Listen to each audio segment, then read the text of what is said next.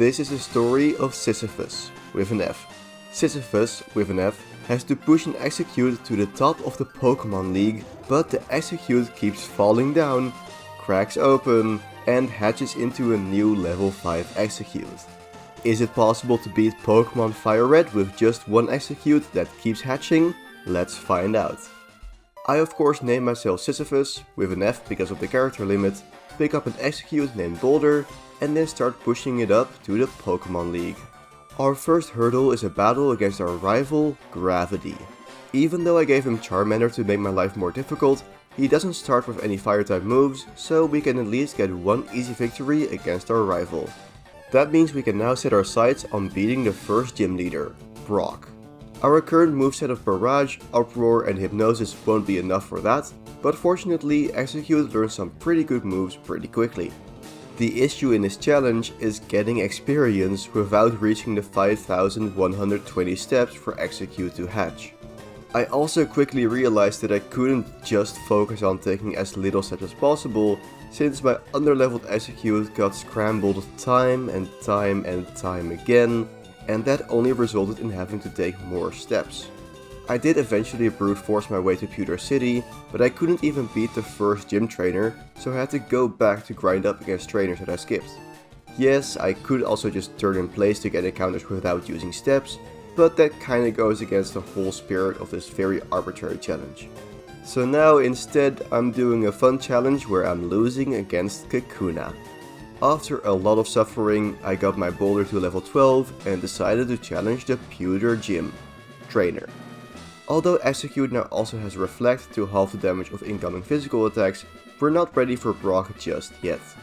We currently only have normal type damaging moves, which are all resisted by rock types such as Camper Liam's Geodude.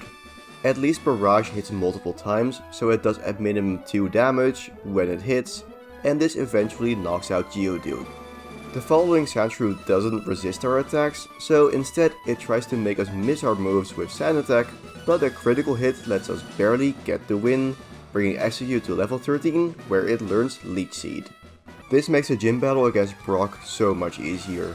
Although it's not an attacking move, Leech Seed drains the target's HP at the end of every turn to then heal my Exeggcute. Brock's Pokemon already can't do a lot of damage to us, so with Hypnosis to stop them from attacking, Reflect to weaken the attacks that do land, and Leech Seed to then heal that damage, we can easily get the victory, and with that, our first badge. Leech Seed continues to carry us against the trainers on the following routes, but big travel segments such as Mount Moon means that the threat of Boulder hatching into a new level 5 Exeggcute is quickly approaching. The main issue with Mount Moon is that a single trip to the Pokemon Center is already over 100 steps, so I wanted to keep going as much as possible while just relying on healing from items. This works well enough for keeping Exeggcute at high HP, especially with Leech Seed also healing it in battles, but I didn't have any Paralyze heals, and the upcoming Scientist has some tricky poison types. Fortunately, beating the last Team Rocket Grunt made Exeggcute reach level 19, so it learned Confusion. This Psychic type move destroys the Scientist poison types, clearing our way out of Mount Moon and to Cerulean City. Here we have a choice. The summary screen already showed in Mount Moon that Boulder has less than 1000 steps remaining before it hatches, so I decide to leave the gym for now and first take on the rival at the Nugget Bridge, who destroys us. So I guess we're taking on the gym first, despite the ticking time bomb of Damocles hanging over our heads. Exeggcute currently doesn't have any great moves to hit Misty's Pokemon, so I use the TM for Bullet Seed from Mount Moon to teach it a Grass type attack. This deals a ton of damage against Misty's water types, but her Water Pulse also deals a ton of damage against my Exeggcute. Fortunately, Leech Seed is still a phenomenal move to steadily drain the opponent and heal us, so after 2 critical Bullet Seeds, even though Starmie's Water Pulse confuses Exeggcute and we hit ourselves in Confusion, the chip damage finishes off Misty's ace, getting us our second badge. With 2 more levels, we now have to beat the rival before we reset to level 5, or we'll basically be softlocked here in Cerulean City. After another loss, I realized that with 1 more level, Exeggcute can guaranteed outspeed Pidgeotto, and this was the key to victory. Some lucky sleep turns lets us get past Pidgeotto without damage, and more importantly accuracy drops, and then a single hypnosis against Charmander was enough to all but secure the victory. Confusion and Bullet Seed easily take care of the remaining Pokemon, so their rival is down, and we at least probably won't get fully soft locked. That means we're back to traveling. I first made my way to Bill's house to get the SS ticket, then set my sights on Vermilion City. I could pick up some useful items for later along the way, such as a citrus berry and a rare candy, and then...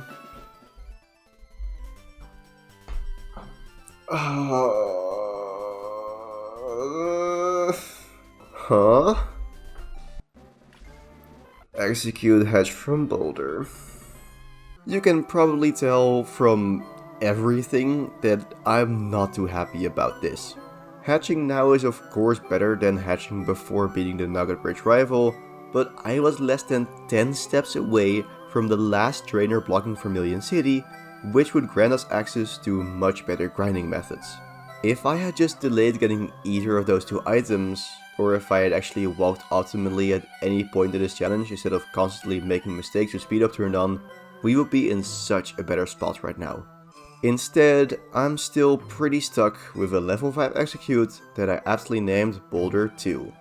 The best way, or the least bad way, or even the only way to grind right now is north of Cerulean City against weak Pokemon such as Oddish and Caterpie.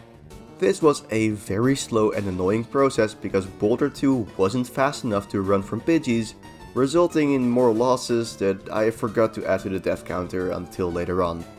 Once I got back up to level 13 and learned Leech Seed again, I was tired of wild Pokemon and tried thinking of some trainers that I skipped, with mixed results. To help with this, I decided to see if any TMs were worth using here, which is tricky to determine because you can't reuse TMs in this game. For example, since I taught Boulder Bullet Seed, I can't ever teach Bullet Seed again, but I still ended up teaching Boulder 2 Attract. When my male Boulder cracked, it transitioned to a female Exeggcute, so Attract is now a nice upgrade over Hypnosis against the mostly male trainers of the Kanto region and specifically of Route 25. One of those trainers is Camper Flint, and beating him also gives us access to another useful TM, Secret Power. I immediately got rid of the inconsistent Barrage to make room for this 70 base power normal type attack, and these new moves let us defeat Camper Jeff, finally clearing the way to Vermilion City.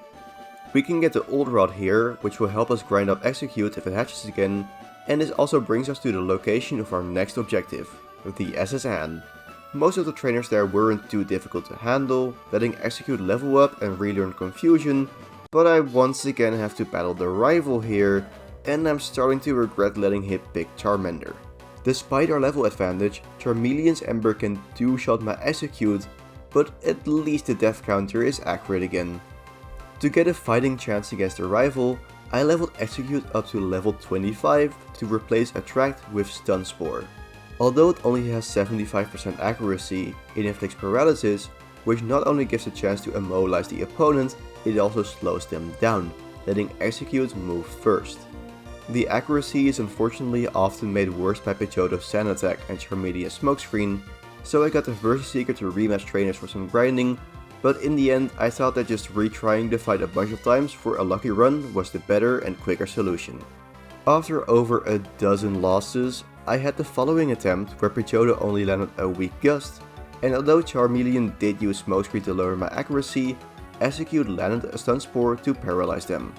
I also hit them with a Leech Seed before they used a second Smokescreen, and even landed a critical Confusion to basically one-shot Charmeleon. The biggest threats were now down, but this was when my luck turned around and Exeggcute started missing attacks. This let Raticate deal a bunch of damage before going down, and Exeggcute continued to miss moves against Kadabra, while they landed a critical Confusion to bring me down to 13 HP. Exeggcute finally connected with a Leech Seed after barely tanking another Confusion, but it was already too late. All I could do was just run back and hatch Boulder 2 into Boulder 3. Fortunately, we now actually have access to decent tools for grinding a low level Exeggcute.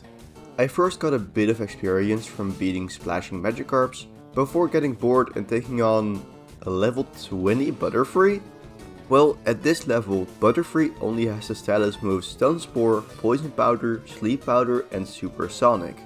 If it lands a Stun Spore before a Poison Powder, the only way for me to lose is if I get unlucky with Confusion from Supersonic, and beating this Butterfree gives me a ton of experience. Once I got Leech Seed, this became much easier and quicker, so it didn't take long to once again learn Confusion. With that, I finished the grind in Diglett's Cave by beating up Diglett for not only experience, but also for speed EVs, which makes Exeggcute gain more points in its speed stat when leveling up. That means that when I finally challenged the rival again, I outsped all of his Pokemon except Kadabra, and because I kept Hypnosis this time, I could put his Pokemon to sleep before they landed a single attack, if Exeggcute lands a Hypnosis before going down.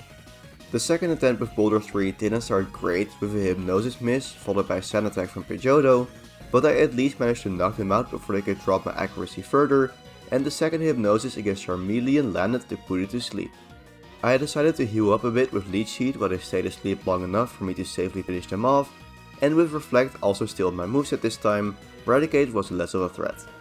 It still dealt more damage than I would like to see before going down, so once again I had to connect with one single Leech Seed before Kadabra landed too many Confusions.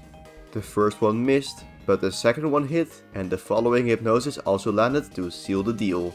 With the rival defeated, we can finally get the HM for Cut, so we can make our way to Rock Tunnel.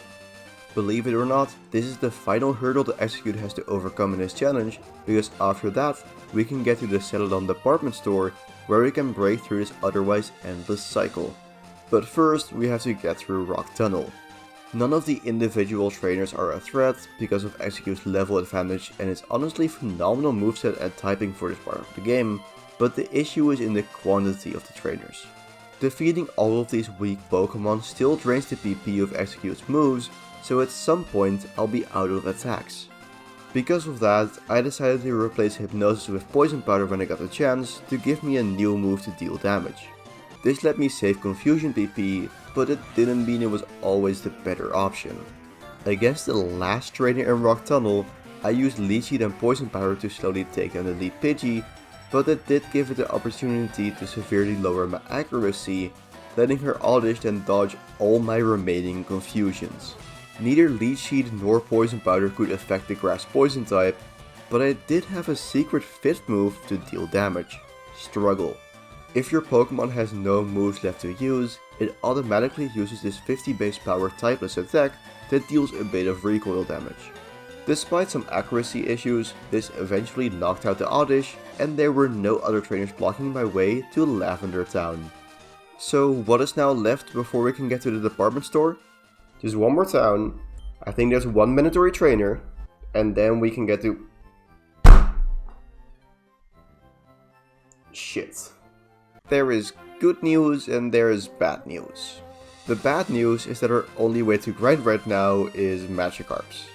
The good news is that I also have 3 rare candies saved up, so I can use those to bring Boulder 4 from level 10 to level 13, where it relearns Leech Seed. With this, I took on the last trainer before the Celadon department store, Las Julia.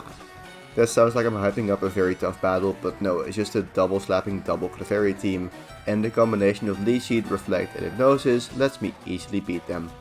After skillfully dodging the remaining trainers on this route, I finally got to Celadon City, where in the department store I bought a Leaf Stone. This lets me evolve Exeggcute into Exeggutor, and before you click off the video, let me explain. I love the challenge of Exeggcute hatching every roughly 5,000 steps, but it just doesn't scale very well.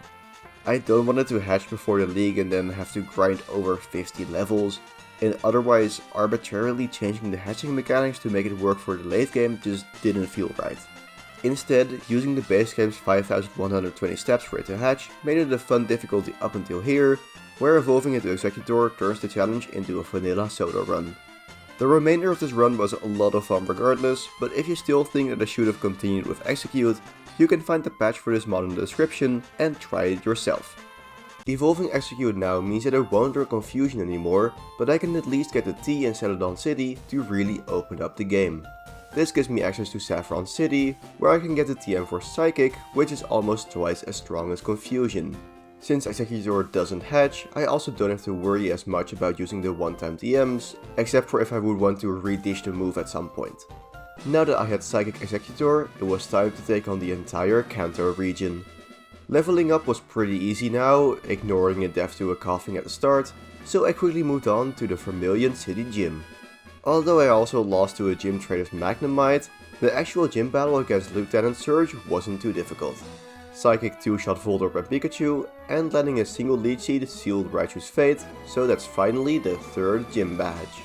Things were moving a lot quicker now, but that also made me a bit overconfident, like taking on Erika with an underleveled Exeggutor and losing, and then taking on Giovanni with also an underleveled Exeggutor and losing that battle as well.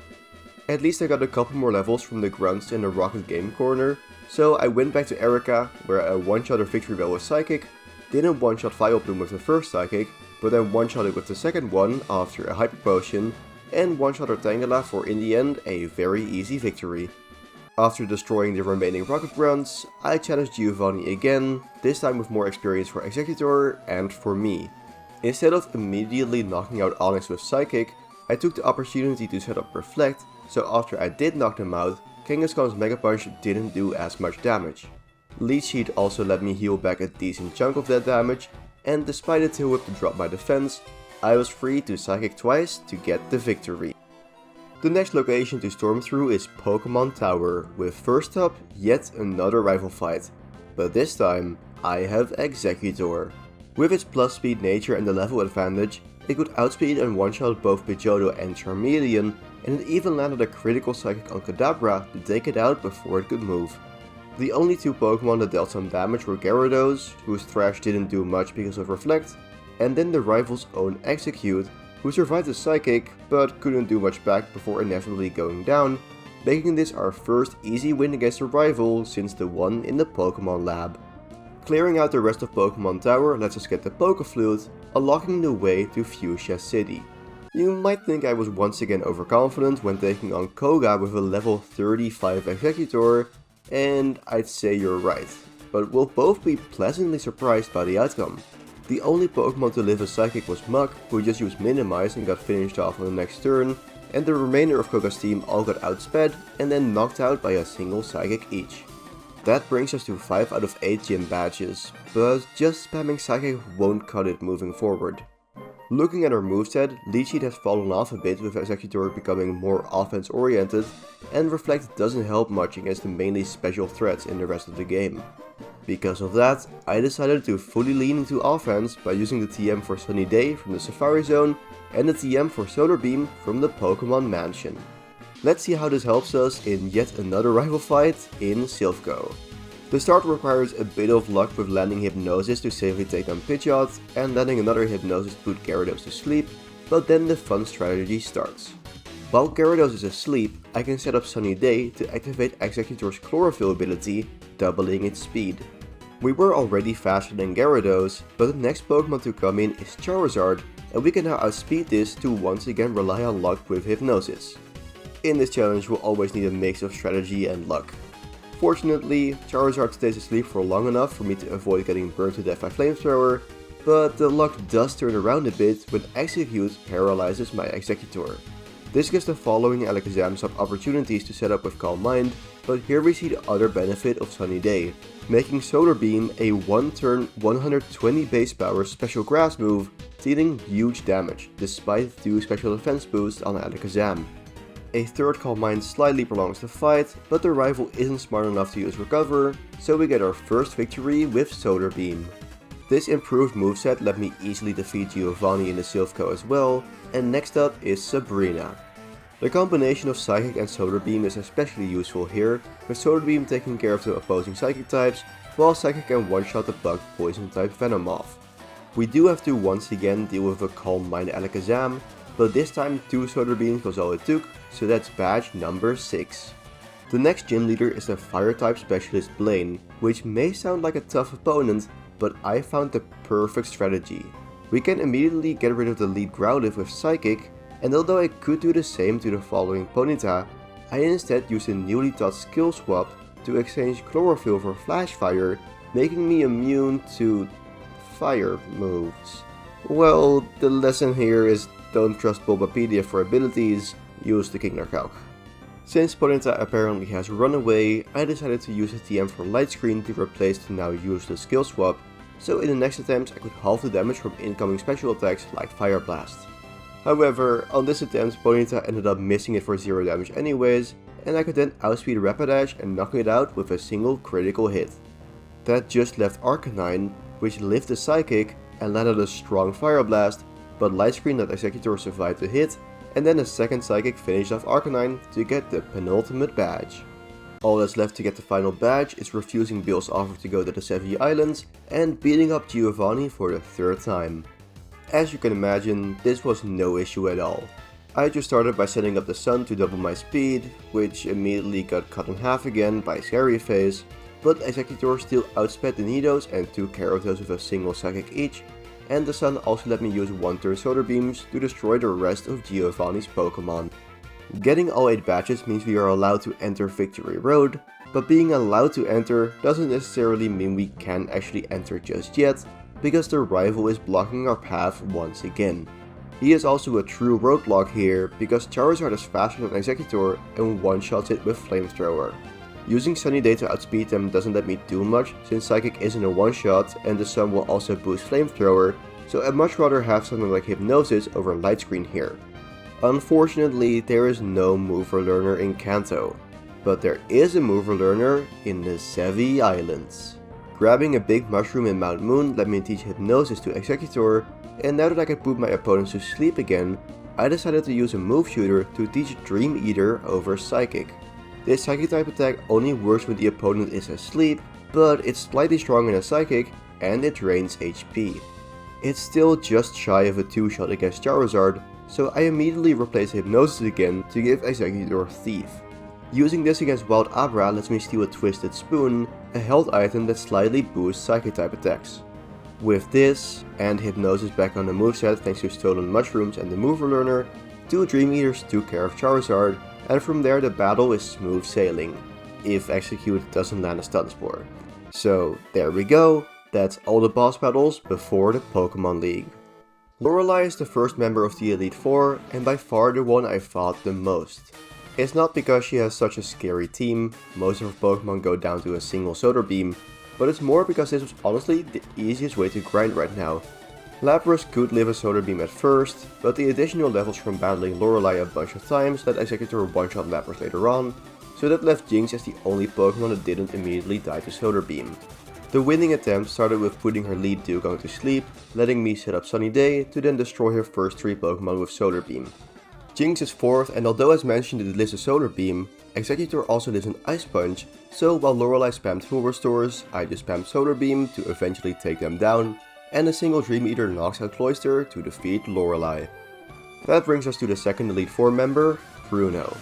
He is arguably already the weakest of the bunch, and especially here he didn't stand a chance. None of his Pokemon have a good way to damage Exeggutor, well it can just put him to sleep and heal any damage with Dream Eater, so there we go, Bruno is down, and let's move on to Agatha. She marks the start of the actually difficult part of the Elite Four.